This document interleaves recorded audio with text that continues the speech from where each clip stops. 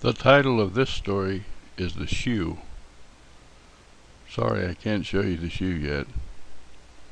By Ellis Jones. Maisy liked to hear her grandpa's stories.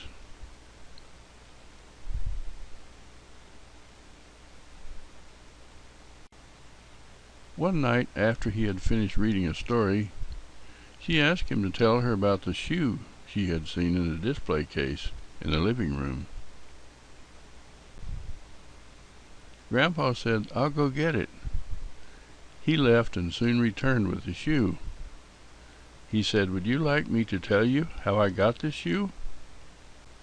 Maisy said, "Yes, tell me, Grandpa." Then Grandpa Jones told her this story, a story she would never forget.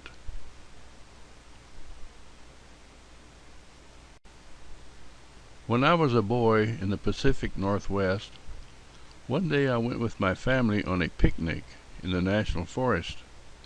We ate our lunch in a clearing on the edge of a big forest. When we had finished eating, we kids ran off to play. Dad had told us not to go out of sight of the car in the clearing. I saw a beautiful butterfly and ran to catch it. It flew into the trees, and I went in after it. After a while, I lost it and turned in the direction I thought was toward the clearing.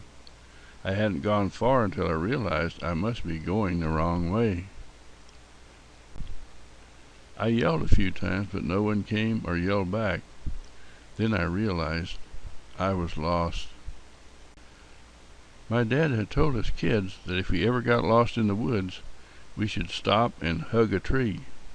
That meant stay put until someone finds you. I hoped someone would miss me and come looking soon, but no one came. It got darker and darker until I couldn't see anything. I was scared, but I was afraid to yell because I might attract dangerous animals, so I was quiet as I could be. I must have dozed off because I woke up later in the night and noticed that the moon was shining brightly and I could again see everything. Then I began to hear noises. The sounds were of children playing. I heard them yelling, laughing, and talking. I walked in the direction of the sound. I came to a place among the trees where it seemed the place had its own light. Among these trees was an amazing sight. There were many children playing group games. What was most amazing was there were animals among the children playing with them in their games. I hid behind a bush and watched. I noticed one group of children and animals playing hide and seek on my side of the play area. Very close to me was a beautiful girl dressed as a princess with her eyes closed, counting for the others to hide. Among those running to hide were a girl with a red hood over her head, a wolf, and a girl with long golden curls. Also in this group was what looked like a family of three bears. There were also 3 small pigs. When the girl who was it started counting, the children and animals ran to hide. When she finished counting, she said, "Ready or not, here I come." Then she went looking for the hiders. The first one she found was the wolf. He had tried to hide behind a small bush, but did not realize his tail was sticking out in plain sight. The next one she found was one of the little pigs. As you know, pigs are not good tree climbers. This little pig had managed to get onto the lowest limb of a tree.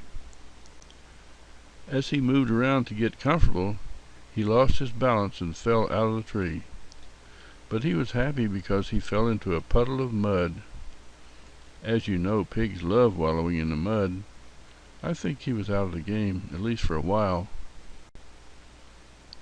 Anyhow, to make a long story a little shorter, I watched the children and animals play for a long time. Just as it was getting daylight, suddenly all the children and animals stopped playing, ran into the trees, and disappeared. Everything got very quiet.